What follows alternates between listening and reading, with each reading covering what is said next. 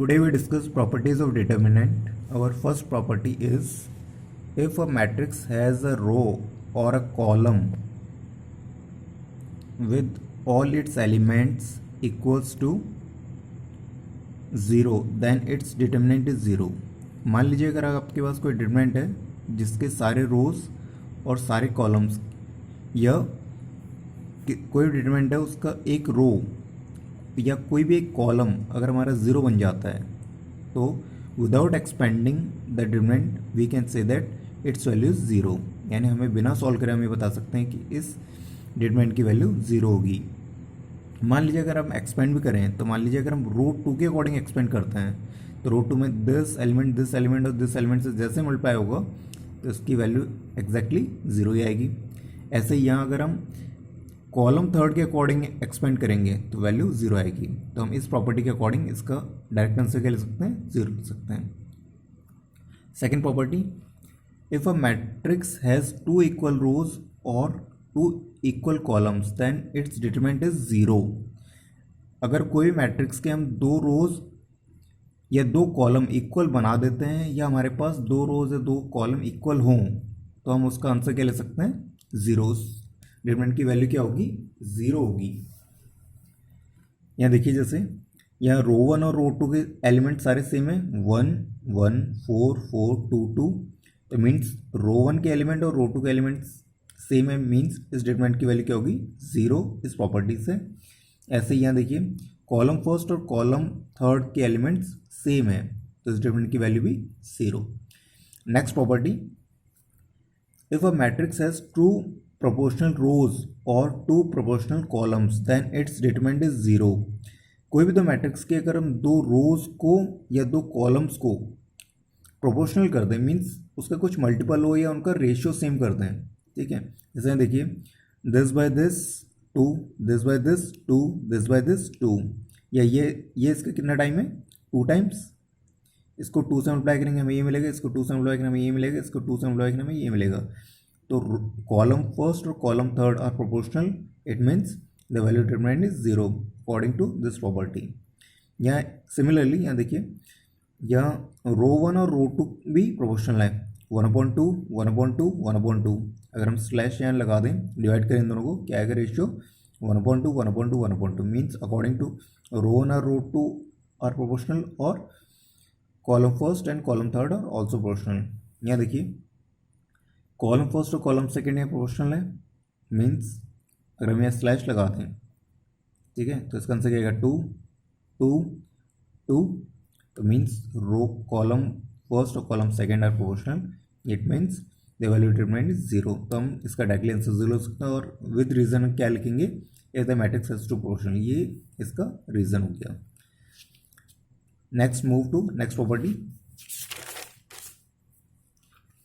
Next property, if a row or a column is the sum or the difference of other rows or columns respectively then determinant is 0. Lines means यहाँ rows हैं, ठीक है. यहाँ इसका मतलब है कि कोई भी डिटरमिनेंट है उसमें हम 2 रोज का सम थर्ड रो में या 2 कॉलम का सम और डिफरेंस थर्ड कॉलम में अगर हम देख रहे हैं तो उस प्रॉपर्टी के हम बेसिस पे ये डिसाइड कर सकते हैं कि उस स्टेटमेंट की वैल्यू 0 होगी. यहाँ देखिए 1 + 7 करने पे 8 आ रहा है, 4 + 2 करने पे 6 आ रहा है और 2 + 3 करने पे 5 आ रहा है, ठीक है. तो इस प्रॉपर्टी के अकॉर्डिंग हम कह सकते हैं इस स्टेटमेंट की वैल्यू 0 आएगी. कैसे, अगर हम दिस प्लस दिस कर दें या दिस माइनस दिस कर दें तो हमें क्या मिलेगा, दिस माइनस दिस करने पे 1, दिस माइनस दिस करने पे 4 और 5 - 3 करने पे क्या मिलेगा, 2, ठीक है. तो हम दूसरी प्रॉपर्टी जो हमने इससे पहले पढ़ चुके हैं प्रीवियस प्रॉपर्टी के अकॉर्डिंग कह सकते हैं कि उससे क्या आ जाएगा हमारा एलिमेंट. अगर हम यहाँ ये थ्योरम अप्लाई करें, R3 changes to R3 - R1 करने पे वो किसके इक्वल आ जाएगा, R1 के इक्वल आ जाएगा. मीन्स 2 रोज आइडेंटिकल हो जाएंगे. क्लियर. तो इस प्रॉपर्टी हम कह सकते हैं कि अगर किसी भी 2 रोज या किसी भी 2 कॉलम्स का सम या डिफरेंस थर्ड कॉलम या थर्ड रो के अकॉर्डिंग आ रहा है, ठीक है, तो उस स्टेटमेंट की वैल्यू 0 होगी. यहाँ देखिए कॉलम फर्स्ट और कॉलम थर्ड का सम क्या आ रहा है, 9 + 3 12, 7 + 1 8, 5 + 2 7 आ रहा है. मीन्स इस स्टेटमेंट की वैल्यू भी 0 according to this property. Next property number 5, in a determinant we can individually factor integers out of lines और कॉलम्स। ठीक है, जैसे मैट्रिक्स में हम देखते थे कॉमन नहीं लेंगे, हमें क्या करना पड़ता था, इन सारे नंबर्स का मल्टीपल होना चाहिए था। ठीक है, लेकिन यहाँ डिटरमिनेंट में कॉमन लेने के लिए वो किसी भी एक रो से किसी कॉलम से कॉमन ले सकते हैं। जैसे यहाँ देखिए 3, 9, 12 में 3 कॉमन आ रहा है, तो 3, 9, 12 में से हमने 3 कॉमन लिया, या 3 कॉमन ले लिया, क्या बचा 3 कॉमन लिया, इसमें से 1, इसमें से 3 कॉमन लिया 3, इसमें से 3 कॉमन लिया 4। क्लियर। अब ये देखिए और भी कुछ कॉमन आ रहा है। हाँ, अब यहाँ कॉलम में से कॉमन आ रहा है, तो ये भी कॉलम में से जो कॉमन आएगा वो कहाँ चला जाएगा, नेक्स्ट लाइन में। तो 4, 8 और 2 में से जो कॉमन लेंगे, क्या कॉमन आ रहा है सब में, 2 कॉमन आ रहा है, 2 कॉमन लिया, तो 2 इंटू 3 6, ये 2 इंटू 3 करने पे 3 ऑलरेडी था, 2 दोबारा कॉमन ले लिया तो 6 आ गया, तो 1 5 7 3 1 4 2 4 1। क्लियर। यह है कि हम किसी भी रो या किसी भी कॉलम से यहाँ कॉमन ले सकते हैं, और जो भी कॉमन लेंगे वो बाहर आ जाएगा। Clear. Next property, in a determinant we can add और सब्ट्रैक्ट रोज और कॉलम्स टू अदर रोज और columns respectively, the value of determinant remains the same. Determinant में हम किसी भी रो या किसी कॉलम में एडिशन सब्ट्रैक्शन प्रॉपर्टी लगा सकते हैं, जो हमने मैट्रिक्स में देखा हुआ है वो इज सेम। ठीक है, मैट्रिक्स में क्या था, एलिमेंट्री रो ऑपरेशन और एलिमेंट्री कॉलम ट्रांसफॉर्मेशन ऑपरेशन जो हमने देखे हैं, उनमें हमने देखा था कि थ्रू आउट द प्रोसेस अगर वो रो ऑपरेशन है तो रो अप्लाई करना है, थ्रू आउट द प्रोसेस अगर वो कॉलम ट्रांसफॉर्मेशन है तो हमें कॉलम अप्लाई करना है। लेकिन यहाँ क्या करेंगे, यहाँ जब भी हम डिटरमिनेंट यूजिंग प्रॉपर्टी अगर हमें सॉल्व करना है तो हम रो और कॉलम पैरेलल लगा सकते हैं, मीन्स रो भी लगा सकते हैं कॉलम भी लगा सकते हैं, वी कैन अप्लाई। ठीक है, next property, in a determinant we can add और सब्ट्रैक्ट मल्टीपल लाइन्स। ठीक है, यहाँ भी वही सेम प्रॉपर्टी है जैसे हमने मैट्रिक्स में एलिमेंट्री रो ट्रांसफॉर्मेशन और एलिमेंट्री कॉलम ट्रांसफॉर्मेशन में देखा था कि किसी की नंबर के मल्टीपल से इन्हें ऐड और सब्ट्रैक्ट कर सकते हैं। ये प्रॉपर्टी आप पहले देख चुके हैं मैट्रिक्स में, सेम प्रॉपर्टीज जैसे वहाँ अप्लाई हो रहा था वैसे ही सेम। जैसे R1 changes to twice of R1 plus thrice of R3।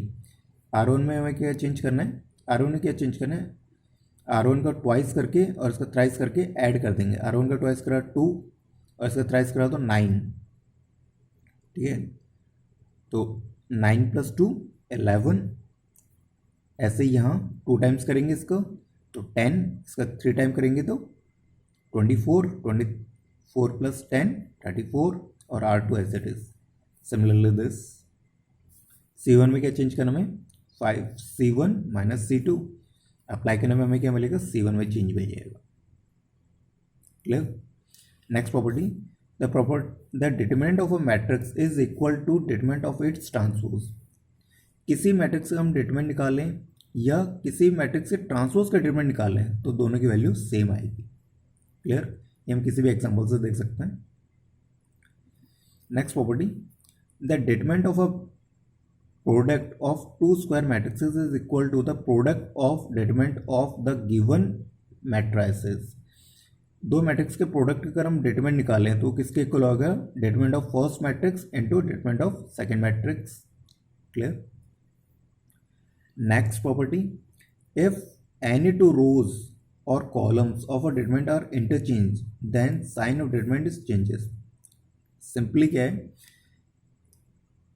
कोई भी दो रो और कोई भी दो कॉलम को अगर हम इंटरचेंज करते हैं, मीन्स मान लीजिए 261 है -305 है, इन दो रोज को अगर हम चेंज करें, जैसे हम यहाँ रो 1 और रो 3 को चेंज कर रहे हैं, रो 1 और रो 3 को अगर हम इंटरचेंज करते हैं, ठीक है, तो जैसे नेक्स्ट स्टेप में इंटरचेंज करने के बाद जो स्टेप लिखेंगे, यहाँ देखिए यहाँ था 157 हमने ऊपर लिख लिया और 2 - 3 5 नीचे लिख लिया। सेकेंड रो में कोई चेंज नहीं है एज इट इज।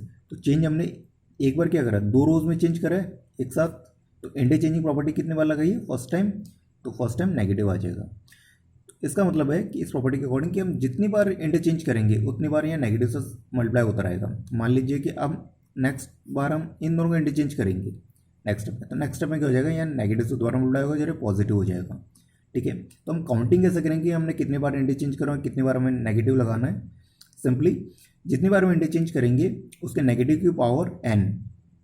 क्लियर। यहाँ देखिए if these are N interchanges, अगर ये एन टाइम इंटरचेंज होते हैं rows a column of a matrix A, the determinant of the matrix is -1 की पावर एन ए।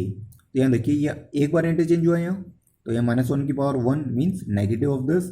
मान लीजिए दो बार इंटरचेंज होता है, नेक्स्ट टाइम हम इनको इंटरचेंज कर लेते हैं, तो यहाँ -1 की पावर 2 आ जाता और ये पॉजिटिव हो जाता into this is the determinant of matrix. Clear? So to next property. Our next property is if each element of a row or a column of a determinant is expressed as the sum of two or more terms, then the whole determinant is expressed as the sum of two or more determinants. Simply यहाँ देखिए, मान लीजिए कि अगर किसी भी रो में किसी कॉलम में कुछ नंबर्स ऐड हो रहे हैं, लेकिन इसके लिए क्या होना चाहिए, सिर्फ एक रो या एक कॉलम में ऐसा होना चाहिए, किसी भी एक रो में या किसी एक कॉलम में कुछ एलिमेंट्स ऐड हो रहे हैं। मान लीजिए यहाँ A1 A2 A3 B1 B2 B3 C1 C2 C3 ये एलिमेंट्स थे, ये column first, column second, column third. इसमें क्या ऐड हो रहा है, कुछ एडिशनल क्या ऐड हो रहा है, M1 फर्स्ट एलिमेंट के साथ, C1 के फर्स्ट एलिमेंट के साथ, और ये C2 के सेकेंड एलिमेंट के साथ M2 और C3 के सेकेंड एलिमेंट के साथ M3। ठीक है, यानी C1 के फर्स्ट एलिमेंट के साथ ये आपके रो 1 है, रो 1 इस पोजीशन पे M1 ऐड हो रहा है, इस पोजीशन पे M2, इस पोजीशन पे M3 ऐड हो रहा है। क्लियर है? और यहाँ इनके साथ कोई चेंज एडिशन नहीं है, तो हम इसे ब्रेक करना है, इस एडिशन को ब्रेक करने में हम क्या करेंगे, ये जो एलिमेंट्स है इनको एज इट इज लिखेंगे A1 A2 A3 B1 B2 B3 C1 C2 C3, और ये एडिशनल है तो ये नेक्स्ट टाइम इन्हें रिप्लेस कर देगा। तो यहाँ क्या आ जाएगा M1 M2 M3 B1 B2 B3 C1 C2 C3। Clear? यहाँ देखिए इसका एग्जांपल देख लीजिए जिनको क्लियर नहीं है। मान लीजिए 1 + 2 3 + 4 5 + 6 हो, और यहाँ 3 4 5 6 7 8 आपके पास मेंशन हो। क्लियर? तो उसको हम ब्रेक करके ऐसे लिखेंगे, पहले क्या आ जाएगा 1 3 5 1 3 5, और यहाँ 3 4 5 एज इट इज, और यहाँ 6 7 8 प्लस, यहाँ प्लस में इसलिए अगर इन माइनस होता तो यहाँ माइनस आ जाता। ठीक है, अब हमने इसे ब्रेक करा है। ठीक है, ऐसे हम एक बार यूज़ कर चुके हैं। दूसरी साइड ये क्या आ जाएगा, यह सिंपली यहाँ देखिए ऐसे ले सकते हैं, एक बार इसे लिखो, ठीक है, नेक्स्ट टाइम इसे हाइड करो और इसे लिखो, और बीच में क्या आ जाएगा एडिशन। यहाँ देखिए इसे हमें ब्रेक करना है, एक बार ये लिखो as it is, second time हम इसे हाइड कर देंगे, ये लिखेंगे और बीच में प्लस।